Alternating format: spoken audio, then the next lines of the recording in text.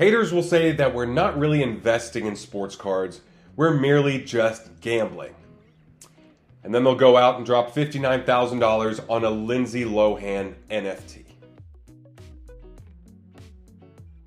However, to their credit, there is a lot of risk involved with sports cards, and since I love investing and I hate gambling, I decided to share my thoughts on how I now differentiate between the two, so I could feel a bit more at ease about my future card purchases, and hopefully so can you. And at the end, I'll even share some of the specific cards and players I'll be targeting going forward with this new mindset. So with that being said, welcome back. Now let's get to work. First of all, let's define what an investment is. And if you take a look on Investopedia, every part of the definition of investment mentions risk, with the goal of generating income or appreciation in hopes of a greater payoff in the future, with the idea that the asset will provide income in the future. So just like a gamble, there is risk involved because something has to happen.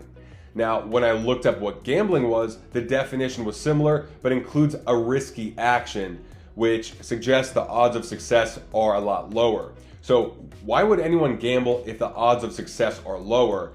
And that's where you see one of the biggest differences. Tendencies of gamblers is to feel an emotional high. And that makes perfect sense because ripping wax is viewed as gambling. It's fun, it's exciting, and it's a massive part of the hobby. However, it's based on chance and the thrill of seeing if your gamble paid off or not. It's kind of like ripping open presents on Christmas morning, except you gave your parents $100 to buy you whatever gift they wanted to, so you don't even know if you'll enjoy the gift that you essentially bought yourself. So what about buying singles and sealed wax? Is this investing or not? And I see it as a spectrum because the card itself could be seen as an investment, but the player a complete gamble. So for example, a Prism Silver PSA 10 by most people's standards is a solid investment, but if you paid $500 for that card of Bol Bol, then obviously that's really risky. So on the flip side, the player could be proven, but the card could be high risk. So paying $2,400 for a 2020 Prism Silver of LeBron James in PSA 10 would be a gamble if you're looking to flip it, because I guarantee you there's going to be way more than 28 or 30 or whatever of those in existence when it's all said and done through PSA's registry. So it's also important to include how much we're paying for the card or wax, because definitions of gambling and investing include some sort of financial gain. Now, after being back in the sports card hobby for over a year and a half, I know I want to focus more on lower risk, proven cards even more so, especially since the hobby is changing every week and the demographic of the people in the hobby are shifting as well. In the past, my strategy was to buy cards during the off season or after a player's card prices plummet from an injury, and then sell to flippers and gamblers before the next season starts. And that way I could make profit without much risk. And I could also do this with multiple sports over the course of a year. And if the hobby still had those wild swings that we saw in February this year and August of last year, I'd feel amazing about still doing this. But things have changed a ton in the last 8 months. And so going forward, here's my criteria to truly feel like I'm investing instead of gambling. Number one is the player has a certain legacy already established. Preferably one or more championship rings to fall back on. So if they were to retire today, at least there's something there to feel good about.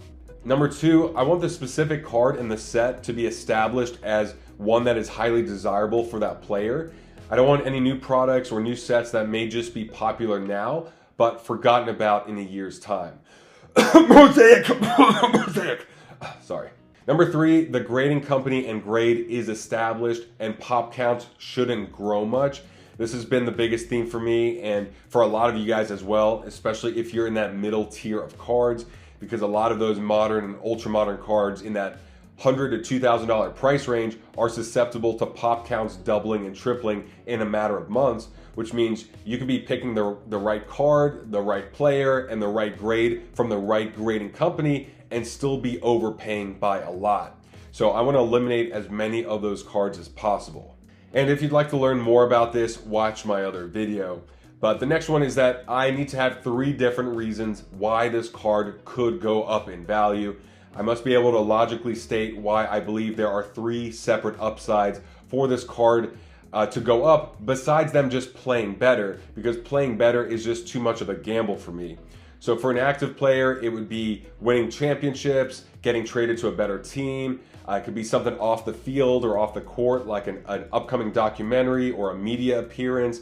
It could be returning from an injury and playing similar to where they were before. But as long as they have a level of legacy already established, I'll feel okay. And while I'd like to speculate and gamble on some of these younger players, in a lot of cases, their prices are so high relative to what they've achieved, which is really nothing, that it doesn't make any sense, which makes it really hard to feel good about it. Number 5 is that the numbers back all of this up, which means I'm looking up the Vegas odds that a team makes the playoffs and wins a championship. I'm checking the odds of a player making it to the Hall of Fame. I'm checking their current contract and if they'll be a free agent soon and how much salary cap the team has to bring in other talents, if they have room or not.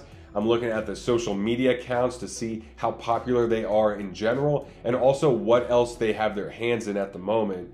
I'm looking up pop reports and making sure the card's not growing like a wildfire. I'm checking the charts to make sure that either the prices appear to be flat or it's such an iconic card that I still believe there's room for it to go up. Again, this is very methodical and thorough, while gambling tends to be based on emotion and impulse. So with this mindset, I'm also not anticipating 2 to 3x returns like what we saw during COVID, but instead a really high chance of a decent return at some point in time, which also matches my risk tolerance. So here are a couple of players and cards I'm thinking of investing in, or at least targeting, for the rest of 2021 and into 2022. So first of all, I got to start with Tom Brady and Rob Gronkowski. Both are legends for their position and are tied together. Both should be very relevant after they retire and have a lot of successful businesses and numerous appearances in the media. And plus, I'm a fan of both of them, which makes it way easier to invest, because even if the cards don't climb in value, I still feel good every time I look at them. Next up, Messi and Ronaldo. And for not watching a single game of soccer since I was 10 years old and was attending Tampa Bay Mutiny games, I still know who these guys are. I know what they look like, and I know how big they are in the world. And I feel like soccer cards will just continue to grow as more resources become available overseas. And plus, when you look at the combined following of these guys on Instagram, they have like 637 million followers, and each of them average about 3 times the following that LeBron James has. So they're just so massive that it's hard to feel bad about investing in those guys, at least if you're getting the right cards. Speaking of GOATs, Roger Federer and Rafael Nadal are now on my radar. I think they have some great looking rookie cards that are very affordable for how iconic they are to their sport. And I only see cards of athletes in individual sports like tennis becoming more and more popular just because it's so small right now. Then there are also guys like Mike Tyson and Conor McGregor that have very distinct personalities where I feel like they'll be relevant for a long time. I know Jamie Foxx will be playing Mike Tyson in an upcoming series, and I think that's partly because of how much of a character Mike Tyson is. And I wouldn't be surprised if there is a movie made about Conor McGregor in 10 or 15 years if he can remain in the limelight for the next 5 or 10 years or so. I'll also be investing in cards of athletes and celebrities I really like.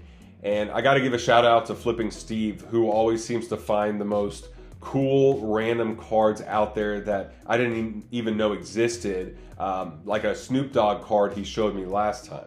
Any icon in pop culture I'll consider buying as well, but for the really expensive cards out there, I'll be looking into fractionalized companies like Collectible and Rally Road and Otis, because I'm not at the point where I can afford a lot of these high-end cards on my own, and I would rather have 5% of something amazing than 100% of something that sucks. Alright guys, if this offered a bit of value or insight to you, please pound that like button. It really means a lot to me. And if not, pound it anyway, because I'll take the pity likes. No ego. Let me know in the comments section how you differentiate between gambling and investing in this crazy, ever-changing hobby. You know I like to learn from you as well, so please do that in the comments section, and I will see you in that next video. Take care.